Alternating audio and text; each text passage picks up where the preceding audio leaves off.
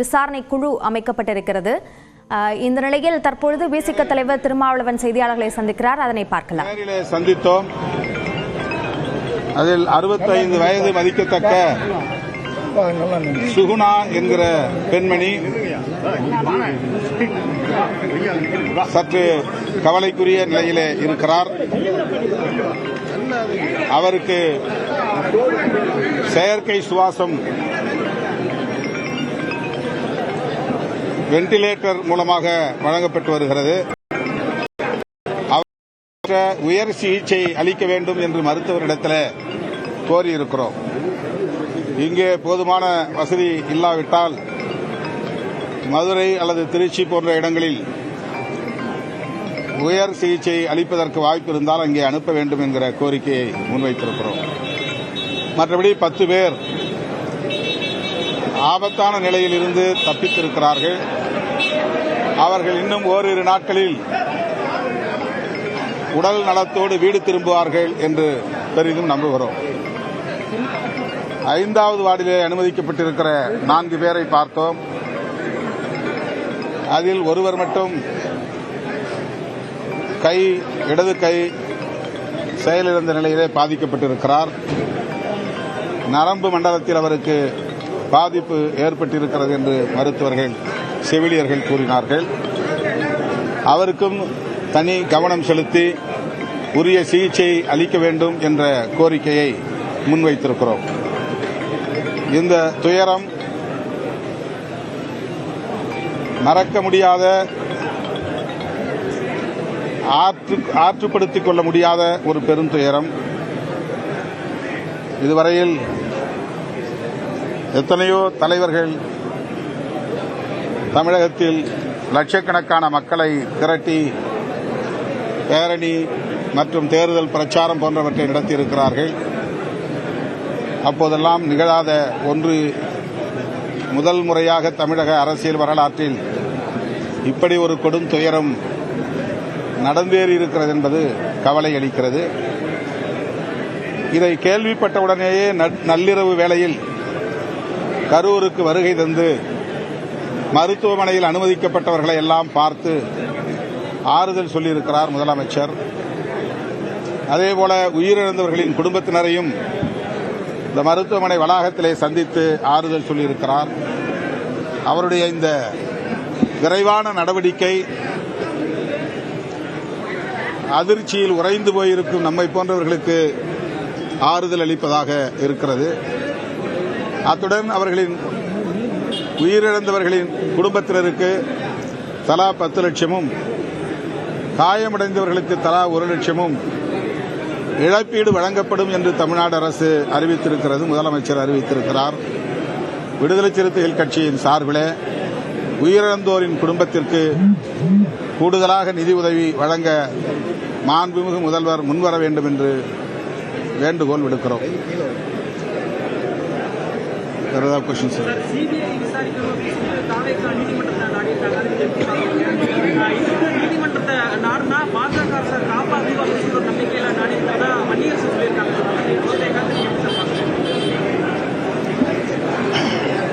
இது கூட்ட நெரிசலில் நடந்த ஒரு துயர சம்பவம். இதை ஆக்சிடென்ட் என்று மட்டுமே சொல்ல முடியும். இதற்கு உள்நோக்கம் கற்பிக்கிற முயற்சி மீண்டும் அரசியல் ஆதாயம் கருதி செய்வதாகத்தான் கருத வேண்டியிருக்கிறது. இதிலே யாரும் அரசியல் உள்நோக்கத்தோடு கருத்து சொல்வதோ செயல்படுவதோ பொருத்தமானதில்லை, ஏற்புடையதில்லை. நடிகர் விஜய் தான் இதற்கு காரணம் என்று சொல்லுவதோ அல்லது காவல்துறை தான் காரணம் என்று சொல்லுவதோ பிரச்சனைகளை திசை திருப்புவதாகத்தான் அமையுமே தவிர பாதிக்கப்பட்டோருக்கு அது எந்த வகையிலும் பயன்படாது. இதுபோன்ற நடவடிக்கைகள் பிற்காலத்தில் நடைபெறாமல் தடுக்க வேண்டும் என்பதற்கும் அது உதவாது. எனவே இதில் அரசியல் விளையாட்டு தேவையில்லை என்பது என்னுடைய கருத்து.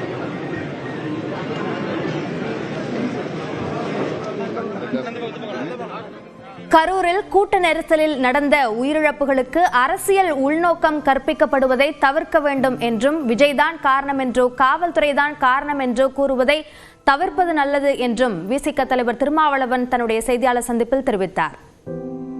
இடைவேளைக்கு பிறகு செய்திகளை தொடர்ந்து பார்க்கலாம்.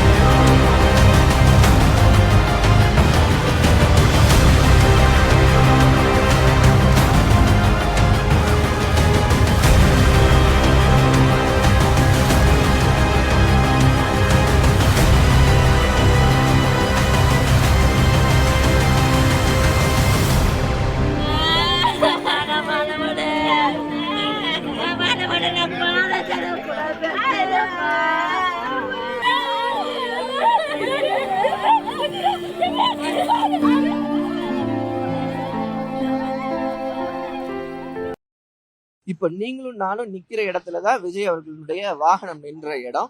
இந்த இடத்துக்கு லெப்ட் ரைட் ரெண்டு பக்கமும் நீங்க பார்க்கலாம். நம்ம ஒளிப்பதிவாளர் விவேக் காட்டுறாரு.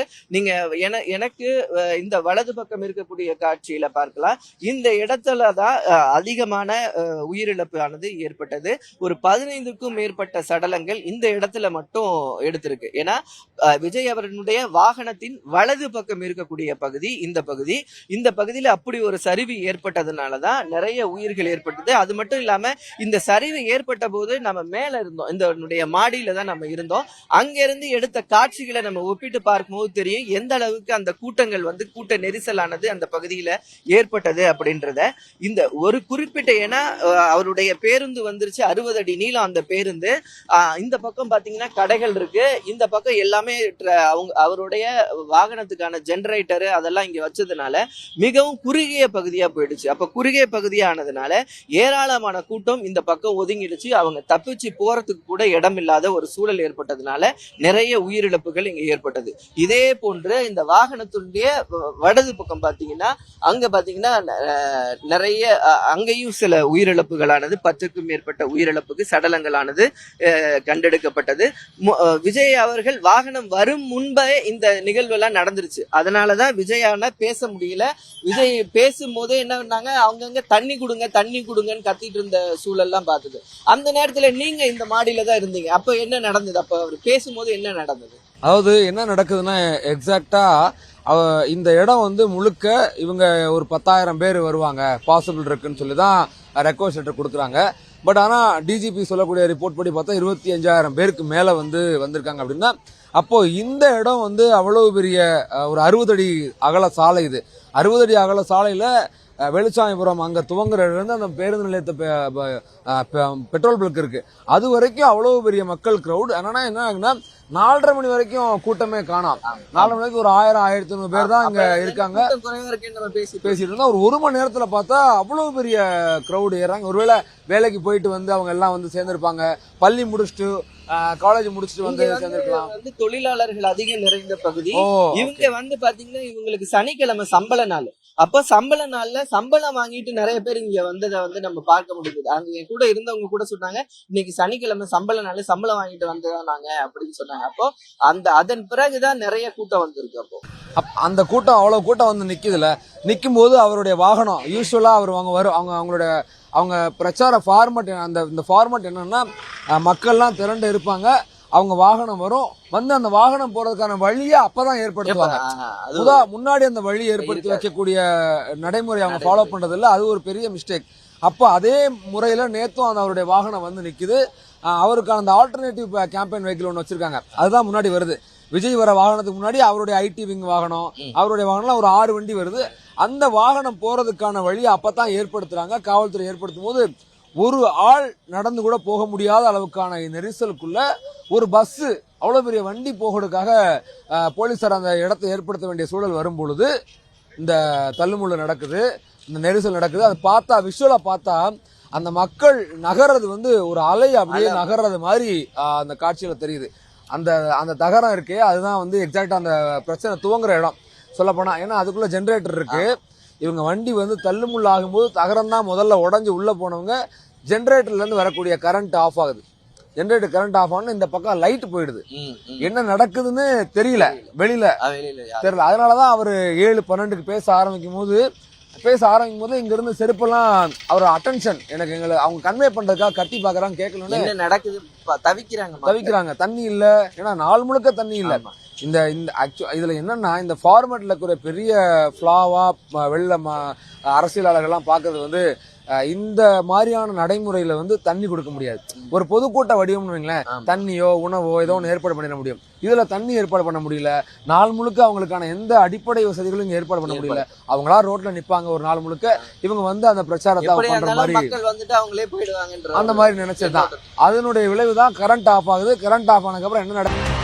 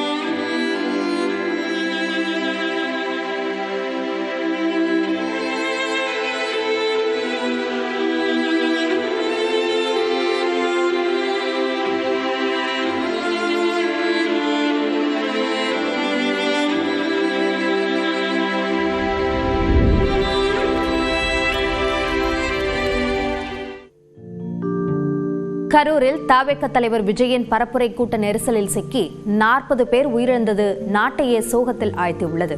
15 நிமிடங்களில் முடிந்த விஜய் பரப்புரை சம்பவத்தில் என்ன நடந்தது என்பதை இந்த தொகுப்பில் பார்க்கலாம்.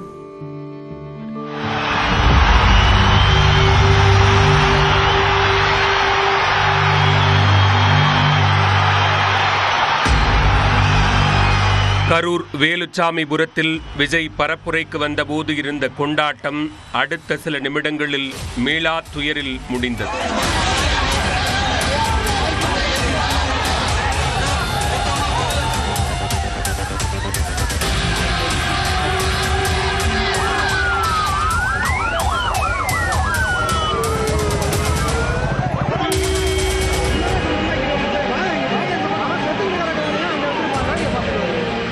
நாமக்கல் பரப்புரையை முடித்துவிட்டு கரூர் வேலுச்சாமிபுரம் பகுதியில் நேற்று நண்பகல் 12 மணி அளவில் விஜய் பரப்புரை செய்வார் என அறிவிக்கப்பட்டிருந்தது.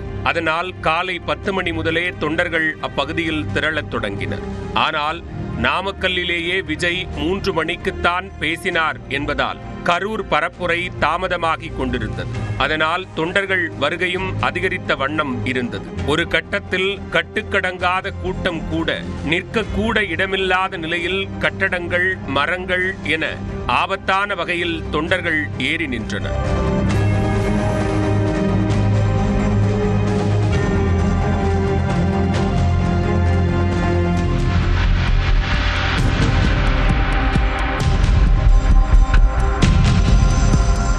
அதனால் பாதுகாப்பு கருதி 6 மணிக்கு மின்சாரம் துண்டிக்கப்பட்டது. கூட்டத்தால் ஊர்ந்தபடி சென்ற விஜயின் பரப்புரை வாகனம் ஒரு வழியாக இரவு 7 மணிக்கு வேலுச்சாமிபுரத்திற்கு வந்தது. விஜயின் வாகனத்திற்கு முன்னால் 6 வாகனங்களும், விஜய் வாகனத்தை தொடர்ந்து 15க்கும் மேற்பட்ட கட்சி நிர்வாகிகளின் வாகனங்களும் உள்ளே நுழைந்த போதே தள்ளுமுள்ளு ஏற்பட்டு கூட்ட நெரிசலுக்கான அறிகுறி தென்பட்டது.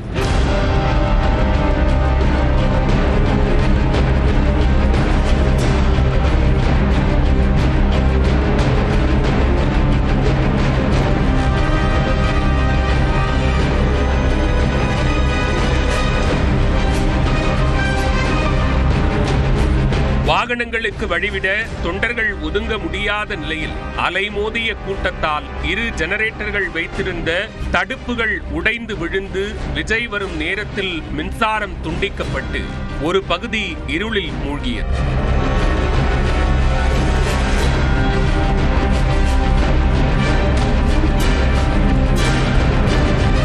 அப்போதே அங்கொன்றும் இங்கொன்றுமாக கூட்ட நெரிசலில் சிலர் விழத் தொடங்க அவர்கள் உடனுக்குடன் அவசர ஊர்திகளில் அனுப்பப்பட்டனர்.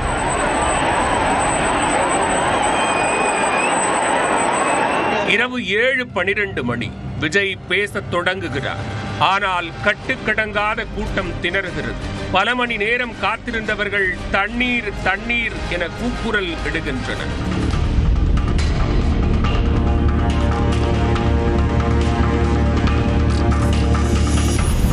விஜயின் கவனத்தை ஈர்க்க பாட்டில்கள், காலணிகள் உள்ளிட்டவற்றை விஜயின் வாகனத்தை நோக்கி எறிந்தனர்.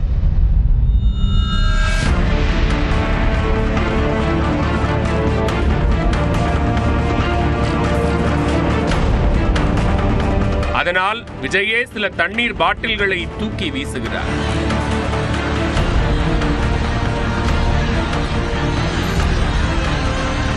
ஒரு ஆம்புலன்ஸ்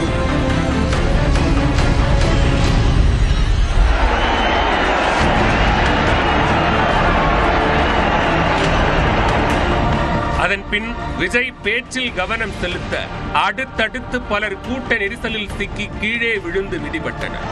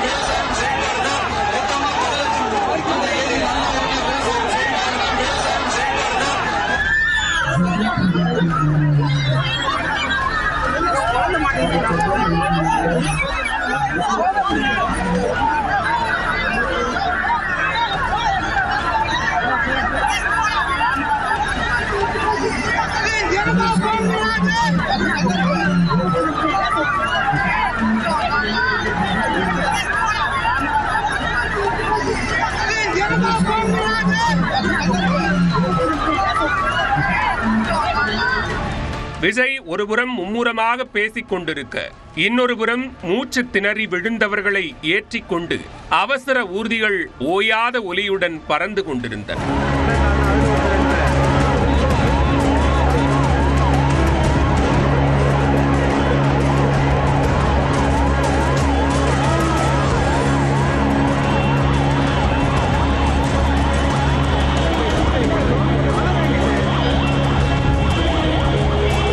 ஒரு பெரும் துயரம் நிகழ்ந்து கொண்டிருப்பது தெரியாமல் தொண்டர்கள் செல்போனில் படம் பிடித்துக் கொண்டிருந்த அதே நேரத்தில்தான் 30க்கும் மேற்பட்டவர்கள் மருத்துவமனைக்கு அனுப்பி வைக்கப்பட்டிருந்தனர்.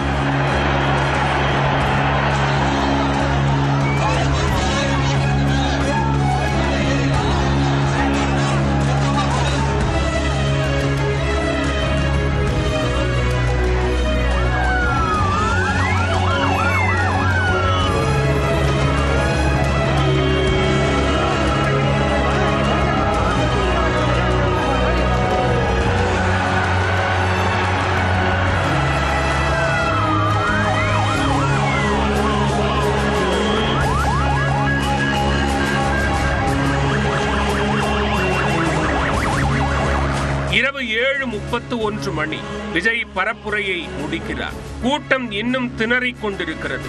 ஒரு பக்கம் விஜயின் வாகனத்திற்கு பவுன்சர்கள் வழி ஏற்படுத்திக் கொண்டிருந்த அதே நேரத்தில் இன்னொரு பக்கம் உயிருக்கு போராடி கொண்டிருந்தார்கள் தாவேக தொண்டர்கள்.